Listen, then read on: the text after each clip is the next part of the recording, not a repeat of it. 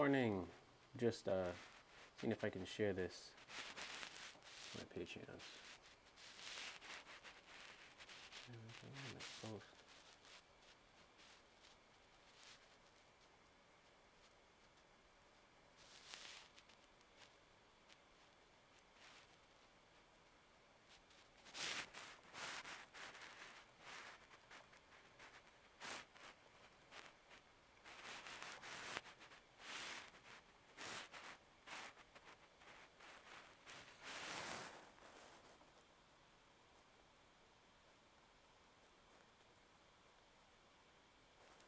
Alright, it should be up.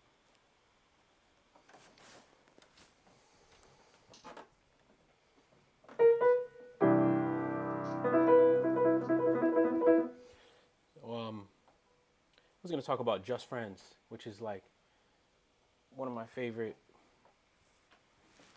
Let me turn down this microphone real quick so I don't hear an echo.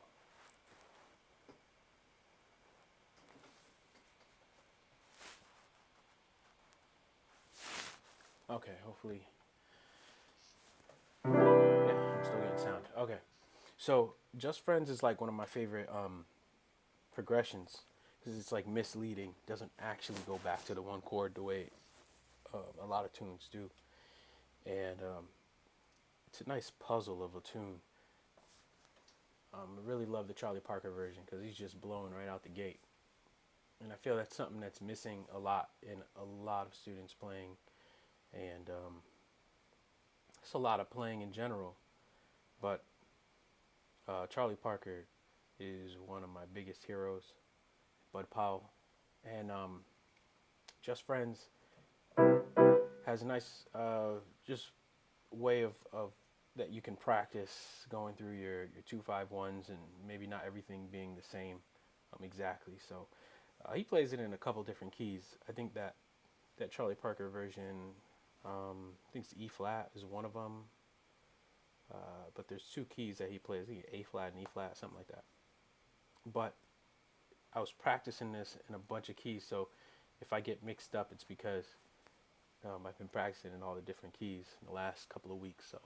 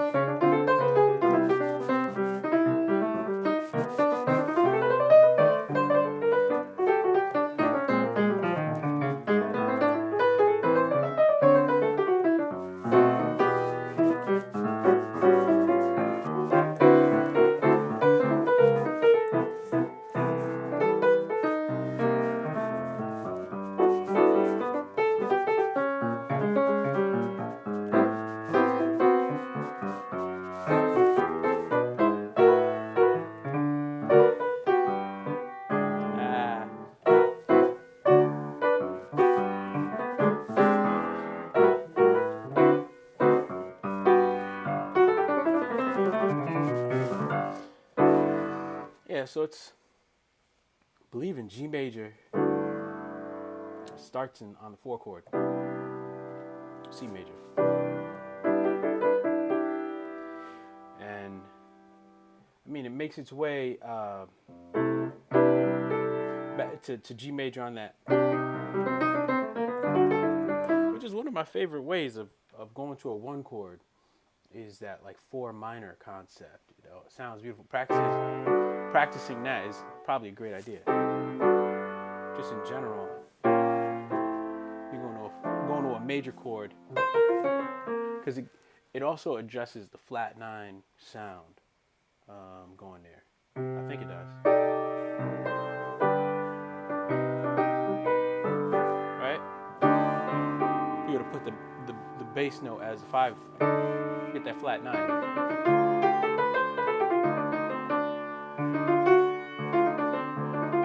Probably add them both in there if you want.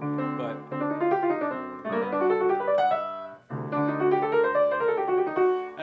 the sound that a lot of people use on that is that the harmonic minor starting on the 5th. That goes to the minor. Just use the minor 2-5-1. Minor 2-5-1s are really 4-5-1s, right? That's really what you're addressing sonically. It's a half diminished chord. It's just a minor 6 chord with the 6th in the bass. So that's a C minor 6. And then if you take that A and put it at the bottom, that's where you get the A half diminished. Then you keep going with that, and you have your C minor major, right? E flat major, sharp 5. You put all those sounds together, you have a C melodic minor. Well, almost. You almost have a C melodic minor, because that actually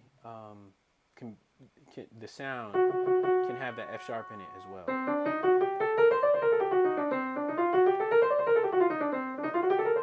Probably.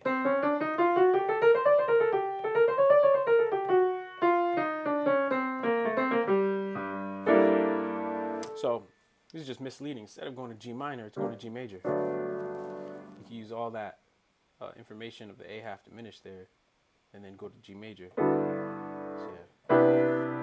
Right? That chord.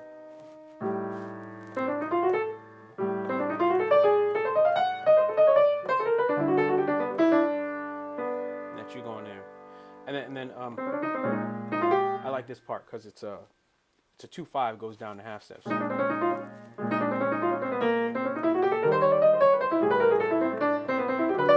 And sometimes I like to run through those 2 sounds without it actually going anywhere. You know, it's just cool to have a couple sounds that are just standalone and the way I read them or the way I hear them. And then just jump to that your 2-5-1. Again, you can use the same concept with the A minor. And well, an easy way to address the minor 2-5-1s too is, besides the melodic minor concept, is the harmonic minor. You use the E harmonic minor scale. You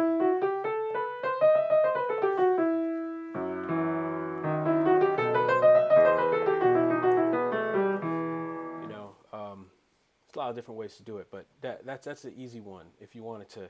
But you have to address the chord tones properly. You can't just play any of the chord tones you want to whenever you want. It's pretty specific on when you should be dropping these chord tones, and I would just, encourage you to listen to Charlie Parker and Bud Powell to find out.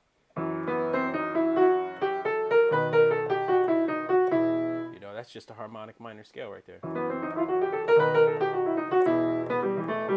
And when you have the 2 dominant chords, this is fun too, because you can address it with a 2-5 concept, or you can just address it as 5 chords or sus chords. I mean, however you want to hear that.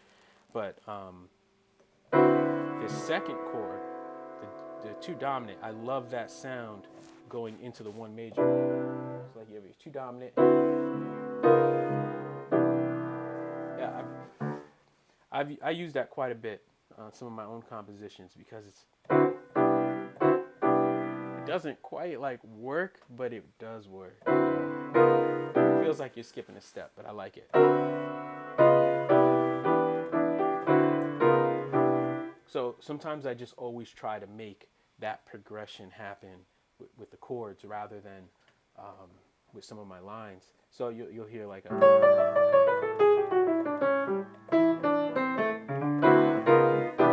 just because I like it so much. Now, that second chord, you can either do minor, major, or dominant. It really depends on where you want to go with this or how you've worked it out. Right? You can either go, or it depends on how I'd be feeling at the time. Maybe.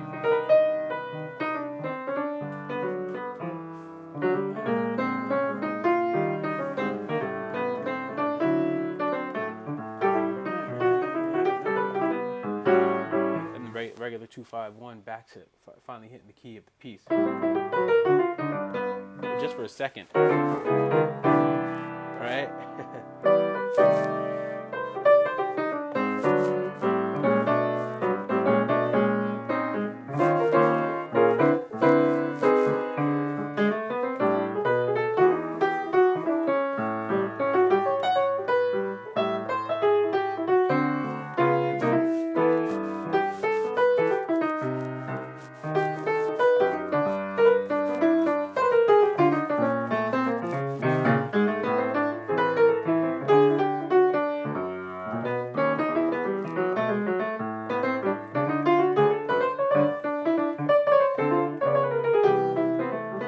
Try to make those 2-5s though. Try to land them properly the best you can. I think the best, not the best way, but one of the best ways to kind of approach that is to really practice thinking ahead. I've probably addressed it a few times in my videos, but thinking ahead is the greatest tool you probably ever use. Just when improvising all around, trying to, rather than thinking about what you just played, which I feel can be really problematic early on. I know it was for me. Like you think about what you just played, you either like it or you don't like it. Some of the best moments are when you don't remember what you're playing. It's probably because you're living right before you play it. Like you're thinking, always thinking right before you play what you're playing, and you just keep moving. Your brain keeps trying to generate new possibilities. And that's where I try to get to. It doesn't always work. I always say, 99% of the time when I'm messing up the music, it's because I'm not really thinking ahead. Can't really get into that zone sometimes. But try to be there. Try to be in that situation where you're always thinking what's coming next, right? Even though you're landing on that G major chord, you know that 2-5-1 is going to bring you to the top. Which is a very different thing than automatic pilot. Automatic pilot that's what I call when you're just playing your lines that you learn. You can just transcribe a bunch of lines and memorize them and do that. But when you're actually following melody with your lines in your left hand, that's a different story. You can't really automatic pilot, trying to generate melody. Another way to do it, if you're not sure if you're actually relying on your automatic pilot or you're generating melody, is to really pay attention to your left hand, not your right. So if you're paying attention to your right hand all the time, it's easy to fall into that automatic pilot stage. But if you pay attention to what your left hand is doing or focus on that a little more, you should be focusing on both hands. But I'm saying if you kind of lean your focus towards your left hand, then the automatic pilot kind of loses its power, which is why when you play with a great drummer, you can't just, and the drummers is making melodies and phrasing quite a bit. And if you're focused on that drummer, you can't really drop into automatic pilot. Your brain won't let you, because these phrases, the phrases start to really attract your attention. So, with that being said, that's kind of what's happening when you're playing with some drummers that you can't really drop into what you're used to, which is fine. You just have to focus on what you're doing. Like I said, a more left-handed approach is probably going to help you out a lot, and really practicing that, not letting yourself fall into these lines that you've put together throughout the years. I mean, language is always great, but now just like words, sentences, you can copy great speakers, but that doesn't mean that you're saying anything. And it's we always you got to research, and you got to do your homework to get great content, and then you take that content and you kind of just work on that, just make sure it's effective, right? So I'm gonna go through it again. Now this tune, the way Parker plays it, it's actually a ballad and he's double timing everything, which is fantastic. I'm in the process of transcribing that as well, which is why my key isn't 100% settled. I actually like that. I like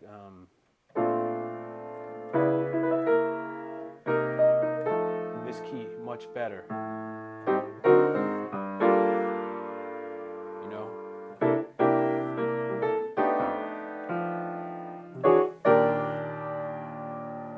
Keep A flat.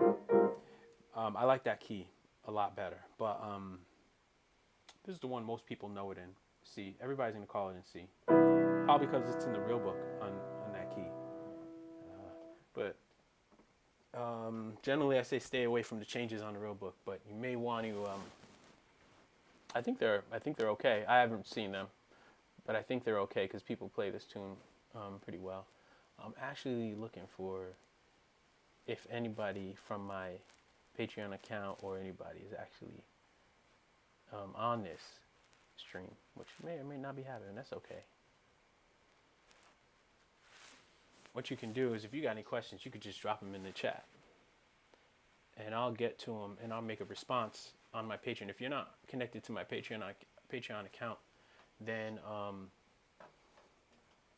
do that, and I'll be responding to a lot of the videos there. Or you could just, I think there's a way to sign on to the Patreon without actually becoming a member. If you don't have any money to become a member, sometimes I put free videos. Quite often you can see those. So this will be one of those, and I'm gonna go through. I'm gonna just do it again. Just go through these chords and kind of address what I'm doing quarterly. And then you can copy those if that's something you're interested in. So what I try to do is I try to make that melody make sense according to what I'm doing with my chords. So this it's a seventh. Usually if it's a 3 or a 7, I'm gonna go for this, 3-7-3 type voicing, right? It's pretty open. They all have that. Just putting a ninth in there. You don't have to put that 5. It's not necessary, right? My bad. So here's where you have your ninth on top, and you can drop directly into that that common voicing, with the 3rd on the bottom, 9th on top. Again, I want to add that 4. So all together.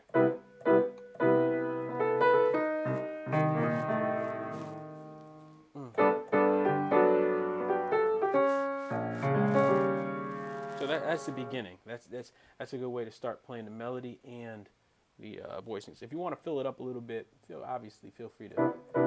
You can fill it up all different types of ways, and in some cases, just let your fingers drop. So now we're at the.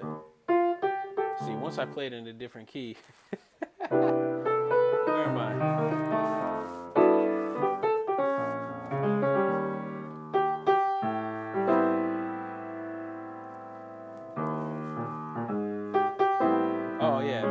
This is the half step down actually approach. If you're going,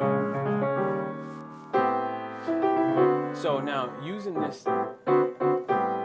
obviously I'm a big Monk fan, but so these simple voicings are what I like to go to.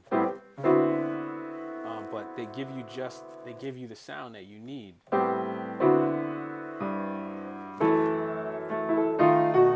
Now here you can, if you want to address almost like a block chord.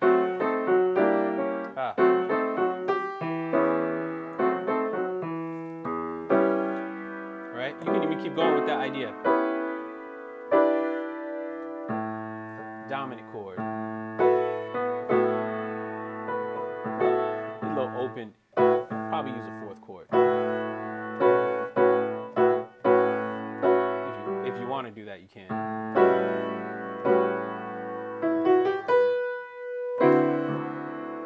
Instead of going, I would go. Just change the melody a little bit.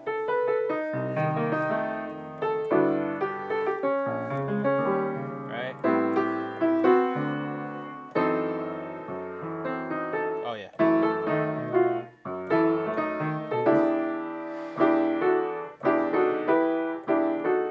Maybe something like that. You can keep it simple if you want. Now, it's hard to slow this down. So here's your dominant chord. Right, that's what they want, really. You could also do like a 5/5 thing right there. That'll work.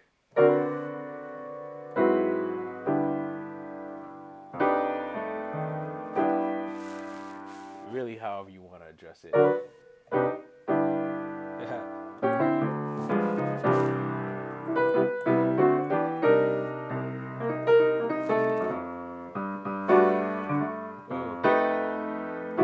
That's a good sound too.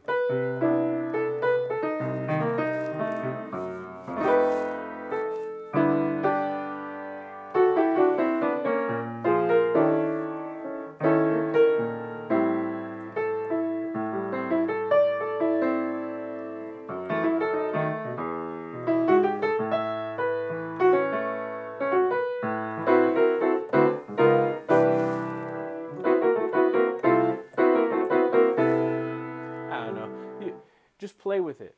Play with the tune. Maybe don't always play it at a fast tempo. The ballad tempo is actually pretty nice that they have on the record. Then you can double up if you want.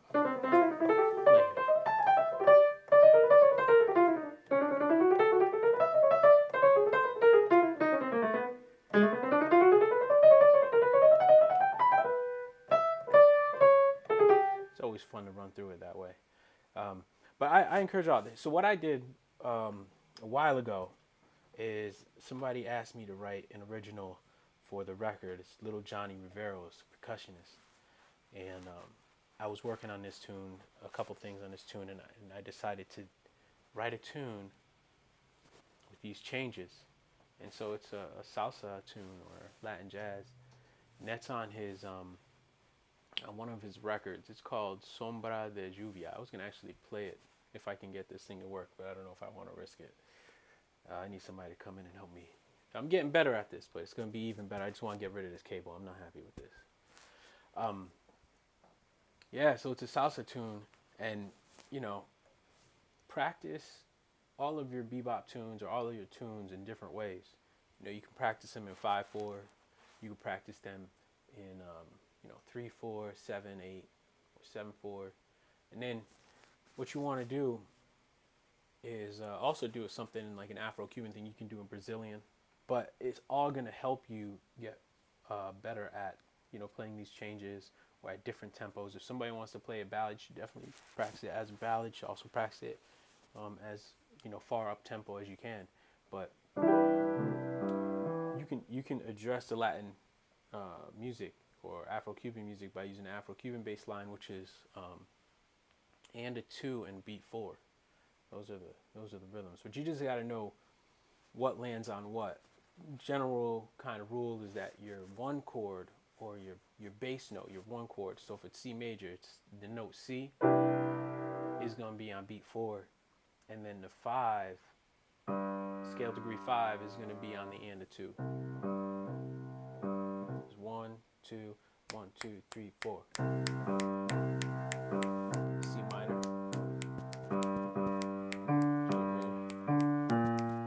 4, 1, 2, 3, 4, 1, 2, 3, 4, 1, 2, 3, 4, 1, 2, 3, 4, 1, 2,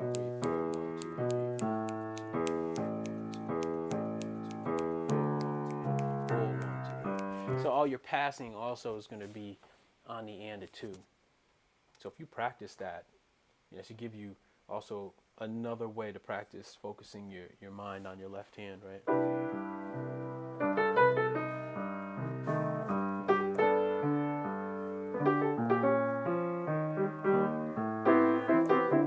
So after you get that down, then you start worrying about, how you're playing it. Like I like to play it a little staccato, just so for some reason when you swing your eighth notes, if you play the bass line a little more staccato, it kind of works nicer.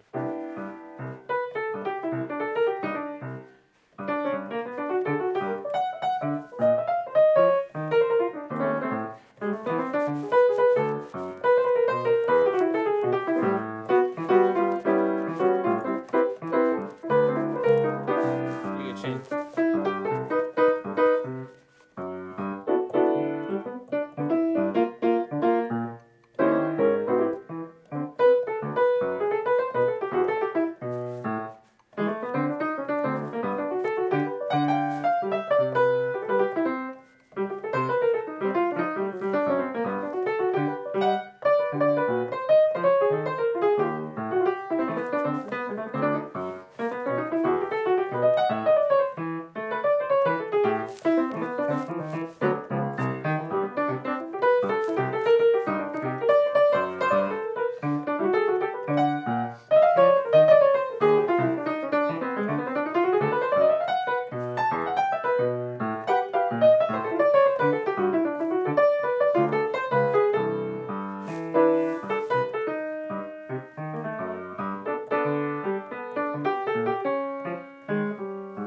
So I would have fun with that. Try that. Just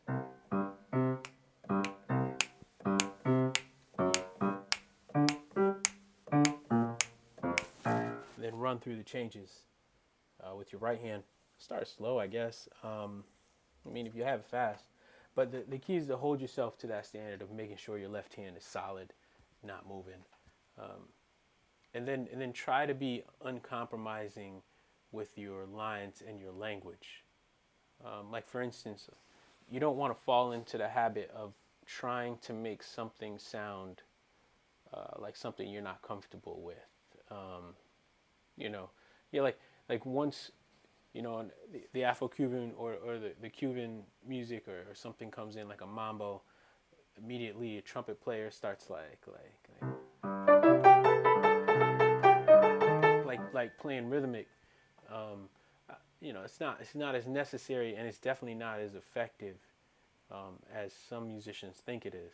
So I think playing in the language that you're comfortable with and kind of just not compromising with that is definitely something to think about. Also, you always want to play what you're comfortable, how you're comfortable playing. If you're comfortable playing like Clifford Brown, it's going to sound good with that rhythm. If you listen to those records with Max Roach and a lot of those musicians, they didn't really compromise in that way, not until later on. So, but then it's good also to learn the style of the music and to go back and check out trumpet players like Chapotine and see how that phrasing actually works, and then you can integrate it. But I think it's going to take just as much time as it took for you to kind of address how Sonny Rollins and Charlie Parker is addressing this music. It's going to take you the same amount of time to address how Chapotine is addressing the music. So with that being said, I think that's all I have as far as the stream. Thank you all for watching this. I'm sure that some of you are going to be getting this after the stream. And then if you have questions, like I said, find me on Patreon. You can hit me up on my YouTube channel. But let's get into some dialogue. And I can even post a follow-up video because some of my other videos I've had questions that came in after the fact. I'm trying to get something regular every Sunday. Hopefully I'll see you next Sunday, and I'll catch you later. All right, bye.